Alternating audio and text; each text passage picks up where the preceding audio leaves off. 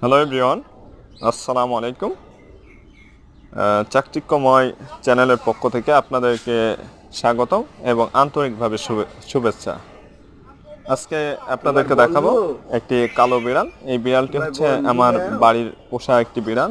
আমার সোনামণি তাকে খুবই ভালোবাসে এবং বিড়ালটিও তাকে খুব ভালোবাসে, অর্থাৎ তাদের ভিতরে গভীর একটি বন্ধুত্ব তৈরি হয়েছে। আপনারা দেখতেই পাচ্ছেন, ব্ল্যাক ক্যাট খুবই ভালো একটি বিড়াল।